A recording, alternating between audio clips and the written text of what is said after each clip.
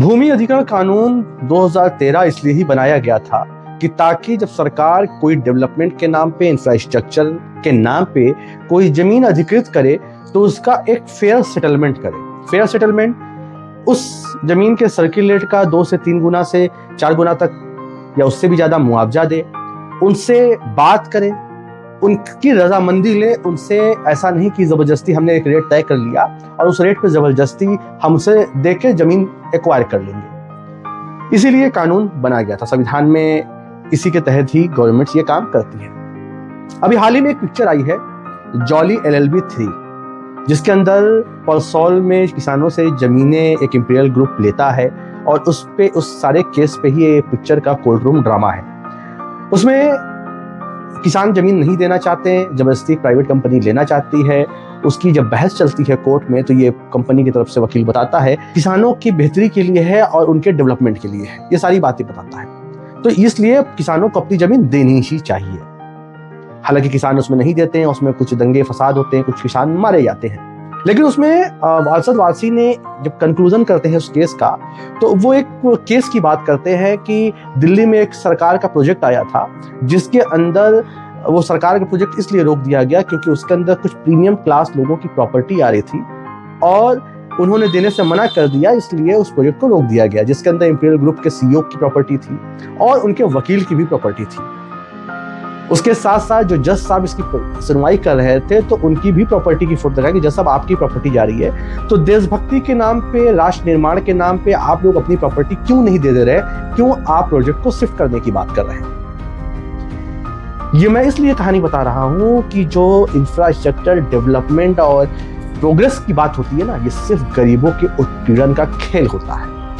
असल में सरकारें और तमाम अधिकारी जो हैं वो सिर्फ उसी को दबाते हैं जो दबने योग्य होता है। आज दाल मंडी को जिस तरह से तोड़ने की कवायद की जा रही है, जिस तरह से सबको पता है कि अगर एक आम इंसान से भी पूछो जो बहुत ज्यादा मार्केट की जानकारी नहीं रखता तो उसको पता है कि दाल मंडी एक पुरानी बाजार है जहां पे दुकानों की रेंट 50 से 60 हजार, 1-1 लाख रुपए तक है और अगर आप उसकी हैवी डिपॉजिट करके लेते हैं तो 50 से 60 लाख रुपए की आप वो पगड़ी दे के दुकान लेते हैं।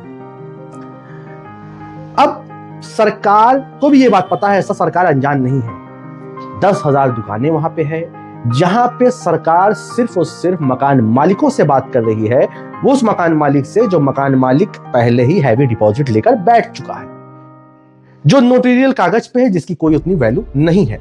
अब वो दुकानदार किससे जाके गुहार लगाए, क्योंकि सरकार तो व्यापारियों से बात ही नहीं कर रही है, सरकार दुकानदारों से बात ही नहीं कर रही है। जो इसके अंदर जो पीड़ित वर्ग है उसकी कोई बात नहीं कर रहा है। गोदौलिया पे रोपवे का जब लास्ट पिलर स्टेशन बन रहा था तो वहां से पोल को शिफ्ट किया गया। ये अफवाहें थी कि वहां पे कुछ क्रीम लोगों की प्रॉपर्टी यहाँ आ रही थी, जिसकी वजह से उसको शिफ्ट किया गया क्योंकि अगल बगल की बिल्डिंगों को उससे खतरा था।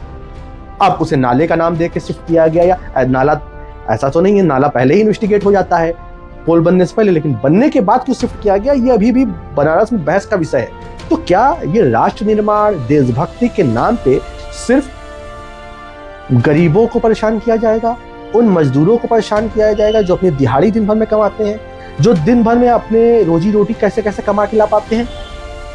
दाल मंडी को तोड़ना इसलिए अनुचित लगता है क्योंकि दाल मंडी के बगल में अभी भी वो ऑप्शन मौजूद है जहां पे सबसे कम अफेक्टेड एरिया रहेगा, जहां पे फैमिलीज कम हैं, जहां पे दुकानें कम हैं, सरकार के बजट कम लगेंगे और वो ज्यादा करके बेहतर तरीके से वो जोड़ेगा।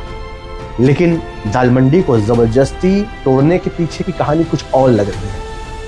लेकिन सरकार को यह सोचना चाहिए कि नफरत में किसी मजलूमों पे जुल्म नहीं करना चाहिए, किसी की हाय नहीं लेनी चाहिए, क्योंकि माननीय मुख्यमंत्री जी भी सुरक्षा की कमी की वजह से संसद में रोए थे।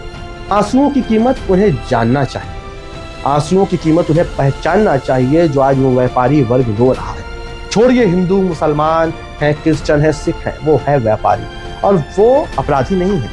उन व्यापारियों की बात सुनकर ऊपर ये जुल्म नहीं ढाना चाहिए, क्योंकि दाल मंडी अब आप शहर में दूसरी नहीं बसा सकते अगर उस दाल मंडी को आप खत्म कर रहे हैं।